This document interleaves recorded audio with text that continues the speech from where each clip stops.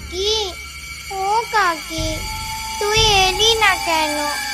আমি যে তোকে ছেড়ে থাকতে পারছি না কাকি। তুই আয়, আমার সাথে আয়। ভৌতিক চিঠি স্পিরিচুয়াল দুনিয়ায় আপনাদের স্বাগতম। সমস্ত রকম ভৌতিক সম্মান নিয়ে আমি সৌম্যদীপ হাজির হয়েছি আপনাদের সামনে।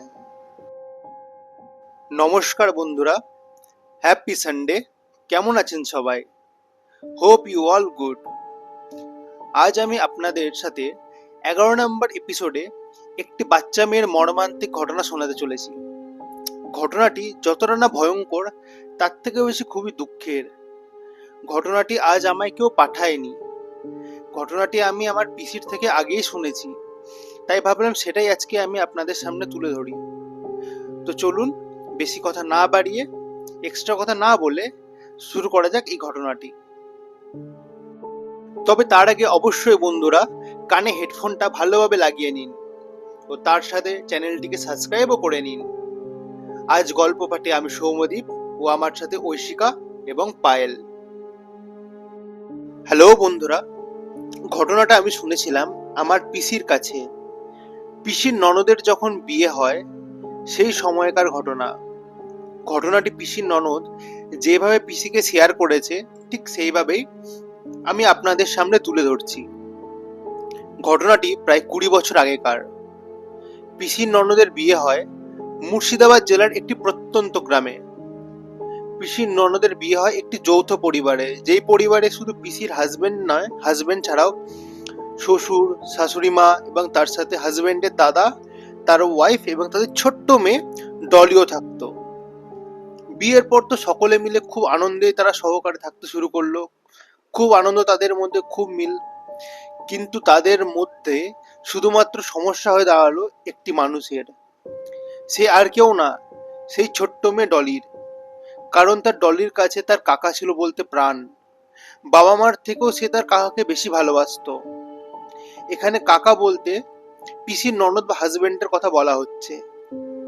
তো পিসি সেই বাড়িতে বিয়ে হয়ে যাওয়ার পর থেকেই শুরু হয় ডলির অভিমান, রাগ।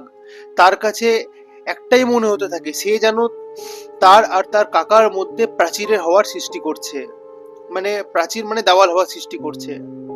তারপর থেকে ডলির চিৎকার, অভিমান সারাদিন চলতেই থাকে এবং রেগে মেগে মানে সে পিসিকে, মানে পিসির ননদকে বলতে থাকে, ওই ওই, তুই যা যা, তুই কেন এসেছিস রে আমাদের বাড়ি? কাকার ঘর থেকে বেরিয়ে যা। কে তোকে আসতে বলেছে? এক্ষুনি বেরিয়ে যা। তবে তার কাকিমা বা পিসির ননদ কিন্তু তার কথায় কোনো কিছু মনে করে না এবং তার কথায় সে আরো আনন্দ পায় এবং তাকে কোলে তুলে নেয় এবং ডলিকে আদর করতে থাকে।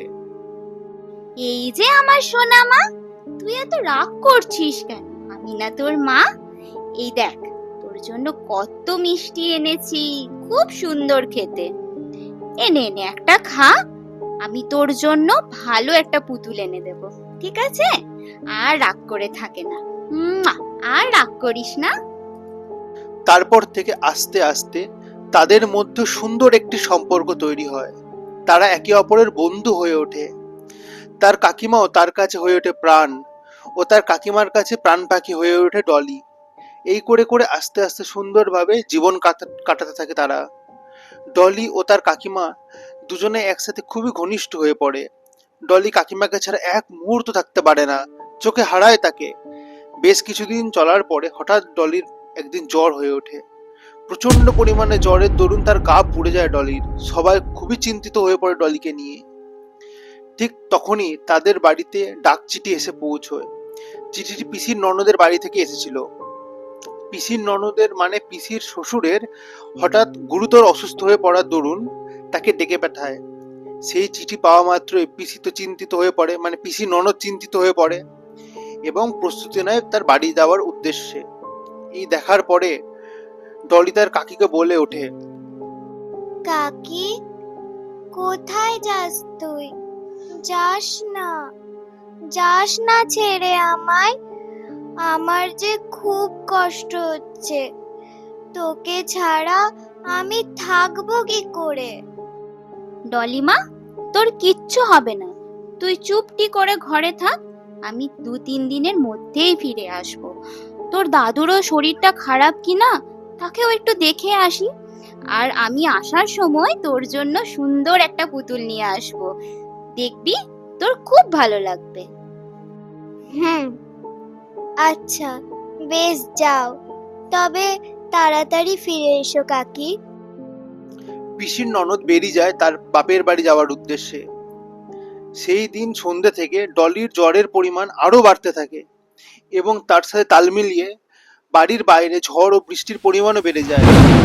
বাড়ির সবাই তখন ডলিকে নিয়ে প্রচন্ড চিন্তায় পড়ে যায়। কিন্তু হঠাৎ কিছু সময় পরে ডলি শুনতে পায় তার জানলার বাইরে কাকিমা যেন তাকে ডাকছে।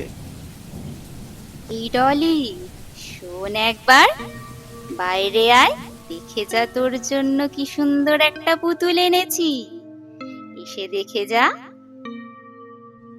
ডলি তখন সবার অলক্ষ্যে জ্বর গায়ে বাইরে বেরিয়ে যায়। বাইরে তখন অঝোরে বৃষ্টি পড়ছে, কিন্তু সে গিয়ে দেখে সেখানে কেউ নেই, পুরোটাই খালি।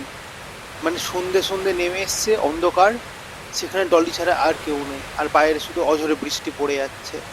কাকি, কাকি, তুই কই? কোথায় চলে গেলি তুই আমায় ডেকে? কিন্তু কোথায় কে? কেউ তো নয় সেখানে। বৃষ্টির মধ্যে একা দাঁড়িয়ে ডলি। ঠিক তখনই কোনো কারণে ডলির মা বাইরে আসলে দেখতে পায় ডলিকে। এই ডলি, তুই এখানে কি করছিস? মেয়েটা বৃষ্টিতে ভিজে পুরো নেতা হয়ে গেল। চ মা, চ, তোর শরীরটা না খারাপ, তুই বাইরে কেন এসেছিস মা এই বৃষ্টির মধ্যে? মা, কাকি তো এলো না। কাকি যে বলেছিল আসবে, কাকি কখন আসবে মা? কাকি ঠিক আসবে ডলি, তুই ঘরে চল, নয়তো তোর শরীর আরো খারাপ হয়ে যাবে। দেখছিস তো তোর অবস্থা, তাড়াতাড়ি ঘরে চল। ঘরে আসার পর বৃষ্টিতে ভিজে ডলির অবস্থা আরো করুণ ও খারাপ হয়ে যায়। সে বিছানায় শুয়ে পড়ে এবং বেহুশ হয়ে যায় এবং এক নাগাড়ে বলতে থাকে, কাকি, ও কাকি, কাকি, কোথায় তুই? পুতুল কোথায় আমার? এ কি মেয়ে হয়েছে রে বাবা, শুধু কাকি আর কাকি করেই যাচ্ছে। একটু তো থাম মা, কাকি ঠিক আসবে। এখন তুই একটু ওষুধটা খেয়ে নে মা, আর একটু ঘুমানোর চেষ্টা কর। আহ, আহ, আহ, কাকি, ও কাকি। মাঝরাতে বাইরে ঝড়ের পরিমাণ যেমন বাড়লো, বৃষ্টির পরিমাণও বাড়লো তেমন ভাবে। সাথে বাড়লো ডলির জ্বর। ভোর হতে না হতে বৃষ্টি ছেড়ে গেল, রোদ উঠলো, কিন্তু তার সাথে ডলিও সবকিছুর মায়া কাটিয়ে সবাইকে ছেড়ে চলে গেল। ডলি মারা গেল। ইহলোকে পাড়ি দিল ডলি। বাড়িতে কান্নায় ভেঙে পড়লো, চারিদিকে কান্নার রোল উঠলো। ও ডলি, ডলি রে, কোথায় গেলি মা, কোথায় গেলি? আর এদিকে ডলির কাকিমা তখন বাপের বাড়ি থেকে ফিরে আসে এবং ডলির জন্য সুন্দর একটি পুতুলও আনে। কিন্তু হঠাৎ বাড়ির সামনে এত লোক দেখে ডলির কাকিমা ভয় আতঙ্কে উঠে এবং দৌড়ে যায় ঘরের মধ্যে। ঘরে গিয়ে দেখে তাদের আদরের ডলি আর নেই। সমস্ত মায়া কাটিয়ে সে তাদের ছেড়ে চলে গেছে। ও ডলি, ডলি রে, কোথায় গেলি মা, কোথায় গেলি? এই দেখ, তোর জন্য কত সুন্দর পুতুল এনেছি, একবার দেখ মা। শেষ হয় ডলির শেষকৃত্য। সন্ধ্যাবেলায় সবাই শ্মশান থেকে ফিরে আসে। ডলিকে দাফন করা হয়, সাথে তার প্রিয় পুতুলটিকে, যেটি তার কাকিমা তাকে এনে দিয়েছিল। তো সন্ধে পেরিয়ে যখন রাত হয়, শুরু হয় এক ভৌতিক ঘটনা। সবাই ফিল করতে পারে বাড়ির আনাচে কানাচে যেন ডলির কান্না, ডলির আওয়াজ, ডলির চিৎকারও শুনতে পায়। সবাই তো রীতিমতো ভয় পেয়ে যায়, এ কি আবার শুরু হলো। এবার একটি ঘটনা, তাদের বাড়ির বাইরে ছিল ওয়াশরুম, ঘরের মধ্যে ছিল না। কিন্তু প্রাকৃতিক কারণে ডাক্তার দেওয়ার জন্য সবাইকে তো বাড়ির বাইরে যেতে হবেই, কিন্তু আর বাড়ির বাইরে যেতে ভয় পাচ্ছিল। কি করবে? তার কাকিমারও ঠিক সেই টাইমে বাড়ির বাইরে যাওয়া দরকার হয়ে পড়েছিল ওয়াশরুমে। তিনি বাধ্য হয়েই কাউকে কিছু না জানিয়ে একাই বেরিয়ে পড়ে। আর বেরোতে গিয়েই তিনি থমকে ওঠেন, কারণ তিনি দেখেন বাড়ির সামনে বড় একটি বট গাছের নিচে কে যেন দাঁড়িয়ে, হাতে পুতুল নিয়ে কে যেন দাঁড়িয়ে। ভালো করে খেয়াল করেন, সেটা আর কেউ না, সেটা তাদের ডলি। গোটা গায়ে কাদা মাখা অবস্থায়, হালকা বৃষ্টি পড়ছে, ডলি দাঁড়িয়ে। সেই অবস্থা দেখে কাকিমা তো যথেষ্ট পরিমাণে ভয় পেয়ে যায়। আর সেই উল্টো দিক থেকে ডলির খোনা গলায় যেন কি একটা বলে ওঠে। কাকি, ও কাকি, তুই এলি না কেন? আমি যে তোকে ছেড়ে থাকতে পারছি না কাকি, তুই আয়, আমার সাথে আয়। এই শুনে ডলির কাকিমা ভয়ে চিৎকার করে সেন্সলেস হয়ে পড়ে, এবং তার চিৎকার শুনে সবাই তো খুব ভয় পেয়ে দৌড়ে আসে এবং তাকে তুলে নিয়ে ঘরে নিয়ে যায়। তারপর তার চোখে মুখে জল দেওয়ার পর কাকিমার যখন জ্ঞান ফেরে, তখন কাকিমা আস্তে আস্তে পুরো ঘটনাটাই শেয়ার করে, যে সে বাইরে ডলিকে দেখেছে, ডলি তাকে ডাকছে। এমতো অবস্থায় বাড়ির লোক আর দেরি না করে তার পরের দিনই এক পূজারীকে ডেকে আনেন এবং তার কাছে বিধান নেন কি করা উচিত। এরকম ঘটনা ঘটছে যখন, মানে তার মৃত্যু হওয়ার 24 ঘন্টাও পার হয়নি, তার মধ্যে এরকম যদি শুরু হয়, কি করে বাড়ির লোক থাকবে? তখন পুরুত মশাই বলেন, দেখো বাবারা, ডলি কিন্তু শান্তি পায়নি, অনেক হতাশা নিয়ে তার মৃত্যু হয়েছে। সে তার শেষ টাইমে তার কাকিকে দেখতে চেয়েছিল, কিন্তু সে পায়নি। তো আমার মতে বলে, তার শ্রাদ্ধ শান্তির পরে তোমরা গয়ায় গিয়ে একবার তার নামে পিণ্ডি দিও, যদি তার আত্মা শান্তি পায়।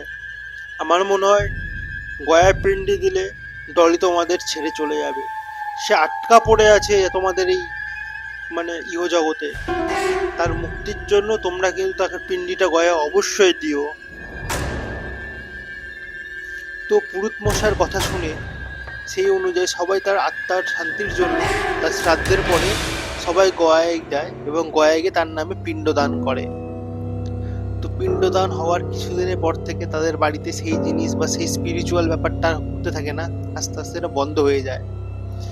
ডলি চলে যায়, চিরতরেই ডলি তাদের ছেড়ে তখন চলে যায়। তো ঘটনাটা ঠিক এরকমই ছিল। ঘটনাটা পিসির ননদ যখন পিসিকে বলছিল, তখন হয়তো আরো ফিলিংস নিয়ে অত ভালোভাবে বলেছিল, সেটা পিসির কাছে রিফাইন হয়ে আমার কাছে আরো আসে। আর আমিও সেই অনুযায়ী শুনে আমার তো ভয়ও লাগে, দুঃখও লাগে, কারণ একটা বাচ্চা মানুষ যখন এরকম ভাবে চলে যায়, কারণ সমাজে তো তাদের দানটাই বেশি থাকে বাচ্চাদের, বাচ্চা মানুষ তার কোন বড় হওয়ার আগেই তার একটা মনে আশা নিয়ে সে যখন চলে যায়, খারাপ তো লাগেই। তো এটাই ছিল পিসির বলা আমাকে ঘটনা, আর সেই ঘটনাটাই আমি আপনাদের সামনে তুলে ধরলাম। জানাবেন কেমন হয়েছে ঘটনাটি। আর হওয়ার তো কিছু নেই, ঘটনাটা ঘটনাই, তো আমি যেরকম পারলাম আপনি জানালাম। ভালো লাগলে লাইক করবেন, না ভালো লাগলেও ডিসলাইকও দিতে পারেন, অসুবিধা নেই, কিন্তু অ্যাটলিস্ট কমেন্ট করবেন যে আমার বলার স্টাইলটা কেমন, চেঞ্জ করা উচিত কিনা। চেঞ্জ তো চেষ্টা করছি দিনে দিনে চেঞ্জ করার, বাট আপনাদের সাপোর্ট পেলে আমি আরো ভালোটা হবো, আরো মোটিভেট হব ভালো হওয়ার জন্য। তো আপনাদের পরিবারকে নিয়ে তো আমাকে এগোতে হবে, তাই না? তো আপনাদের সাপোর্ট তো আমি আশা করতেই পারি। আপনারা ভালো বললে, ভালো কিছু রেসপন্স করলে আমিও ভাববো না আপনাদের কাছে আরো ভালোভাবে আমি প্রেজেন্ট করতে পারি। তো ঘটনাটা এটাই ছিল বন্ধুরা, কেমন হয়েছে জানাবেন, ভালো হলেও জানাবেন, খারাপ হলেও জানাবেন, পাশে থাকবেন। তাহলে আজকের মতো টাটা, সানডেটা ভালো কাটাবেন। ভৌতিক চিঠি।